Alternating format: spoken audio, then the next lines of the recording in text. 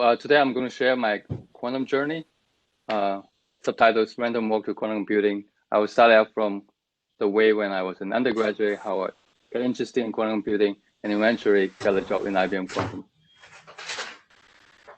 So in 2014, I was still an undergraduate student. For some reason, I got interested in quantum computing, and I wanted to pursue the research route because from that time, it seems the only reasonable way to get into IBM Quantum or any other quantum computing company is to become a researcher. So I have a materials engineering background. And so I think it's quite hard to get into quantum. And I was wanting to switch to theory. And then I get into touch with CQT professors. And luckily, I got one professor interested in what I'm applying. And then I worked with him and then applied for the PhD. And I was really hopeful because the professor accepted me. But as it turns out, the PhD application is not so simple. Not just the professor agree is enough. That the center also needs to swing through everything. And as I told you, I have an engineering background. I don't have really strong physics theoretical knowledge. So my PhD application was rejected. And I didn't prepare for any other options. And because I thought that was for sure, the professor says, okay.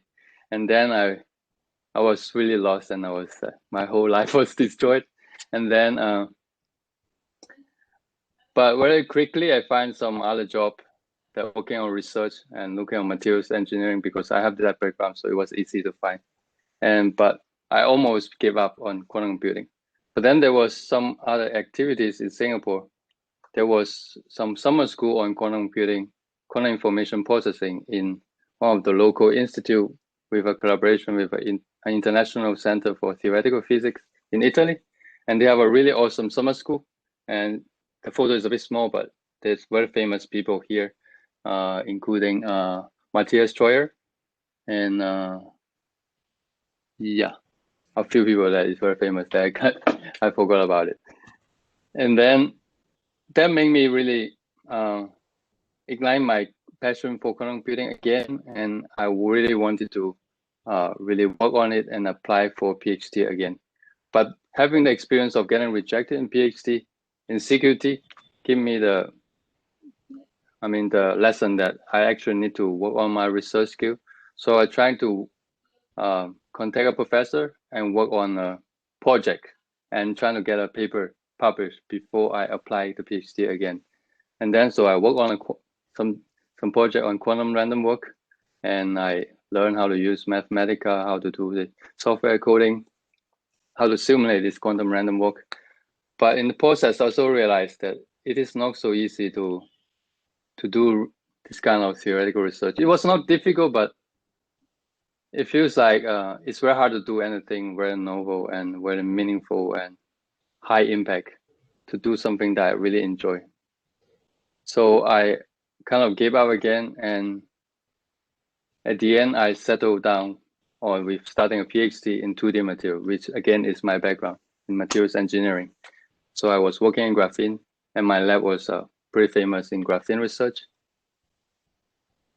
But I didn't quite give up because there was some chance of writing a research proposal, and my professor and me sitting down and reading hundreds of papers, trying to work on a project proposal to use 2D materials for making quantum computing. And we read so many papers and trying to dig out just some novel ideas. So we trying to see how to use 2D material to make topological quantum computation to find Majorana fermions, if you heard about Microsoft Quantum's approach. And then we submitted in 2017, and we got the grant actually. And it was not a small money. It was $3 million in Singapore dollars, which is about 2.5 million US dollars. So that's a pretty big deal. And we got really, really excited, and we start planning about all the experiments, buying new equipment. And as I told you, my lab don't really have any expertise in quantum computing. It was just more 2D materials, and I'm the only person working on the quantum computing. So you can imagine how difficult it is to start over in like the building from ground up to do experimental research on topological quantum computing. And if you read some recent news, even Microsoft Quantum is not quite successful in finding Majorana fermion after so many years and so much investment and so many people gone. So you can imagine that my experiment was not successful. And as the time goes by, after 1 year or two, or working on this topological quantum computation using 2D materials, I started to feel that this is not going anywhere. Experiments are not going as planned, and there's also a lot of lab issue in terms of like a supervisor and a lot of other things. And then you see that whole lab environment is not going to support me to do a successful experiment in this area and publish papers and eventually get a job. So I was really depressed for a long time in this 2018, 19. Then consuming the time in 2019 because really a lot of things happened in this year that eventually leads me to quantum computing. So first major event is KiSKICamp. So in KiSKICamp, it was the first time they have KiSKICamp in 2019 March. I was going to a March meeting with American Physical Society, a March meeting anyway to present some of my results. So I was going to US and KiSKICamp was just organized right before that.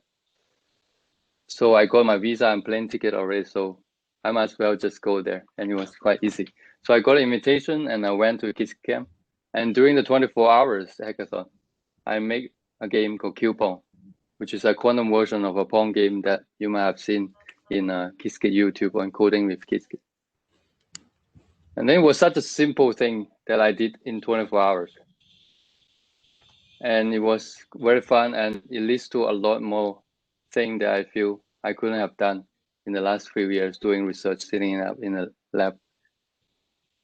1 month later, my mentor here, James Weaver, he has some kind of outreach event in a museum, Boston Museum of Science, and he wanted to ask me to polish the game that I make during the hackathon, and then to show a demo in the museum. So I worked with him for like very intensely for a week, just to polish the code and to add a lot of small features like the title screen, like the game over screen, all these things that just to make it more like a game.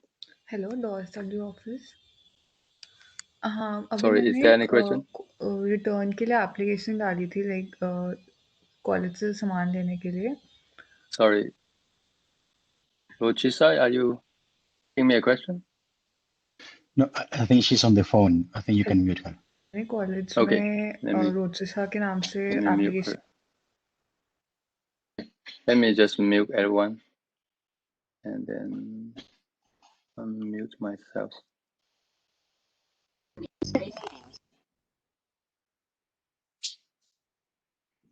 Can you hear me? Yeah, okay, sorry. Yes. Okay. And then there's something sad happen again. You see, like my career is always up and down. So I tried to apply for internship in quantum computing in Singapore. It's called Horizon Quantum. But if you see my CV, you know that I never get a chance because I don't know much about the theory. I'm not very good in coding. I basically nothing you look for intern or a full-time position as a quantum software developer. So I never heard back anything from them. So that was really depressing as well. But luckily, my mentor, Jim Weaver, connected me with another person in IBM Quantum, and they have some new cool projects to make a physical quantum arcade for some outreach events. So I work with the new mentor called Greg Boland. Actually, later I'm going to have some more details about this. So we work on this physical quantum arcade and have to rewrote the whole Q-Pong, which was in Python, to C# and using Unity engine. And that was a really good learning experience. We worked together for 3 months, and we finally make the game that is redesigned, and I learned a lot of new skills. And then another big thing in my this year of a quantum journey is that Q-Pong was featured in the first season of Coding with Qiskit, which was a big deal because everyone now knows about Q-Pong. And even until this day, sometimes I meet colleagues in Quantum. They don't know me, but I told them that I make Cubon, and they suddenly, oh, you're the Cubon guy. So I think that was a really big deal. And then in September, Cubon Arcade was finally finished, and it had a tour. It was the Qiskit Camp Europe. Maybe Julian and Amira was there. That this first time the debut of the Quantum Arcade in the Qiskit Camp Europe. And then you tour around Europe, even went to a Quantum flagship exhibition. So that was really, really big deal for me. And if you, my journey was like up and down, but from here you can see some upward trajectory. And you can see that within this short 6 months time, I feel like my contribution to science is much more than what I've done in the last 3 years. So this is what made me wanted to change my career to do outreach and Qiskit advocate. But the journey doesn't stop here. You can see that also through my mentor, Jim Weaver, I connected with other people in the IBM Quantum community team. And from May, we started to plan for Qiskit Hackathon in Singapore, which actually the first hackathon organized by university, not by IBM. And I worked with CQT and IBM Quantum community team, Qiskit Camp experience to Singapore. And right now there's a lot of more other university hackathon going on, and it was all modeled by the hackathon we organized. So I was really proud of that. And which is even amazing is because of the Cubon, and it was featured on Coding with Qiskit. One day in September, I received an email out of the blue from someone and he's going to organize a hackathon in CERN in October. He invited me to go there, and he agreed to pay me for my plane to go there to join a hackathon. And as a physicist, going to CERN, the birthplace of Higgs boson, is like a dream for a physicist. And what's more, I also got to see my hero, James Wooden, who's the father of quantum games. So that was really, really cool. And okay, James is here.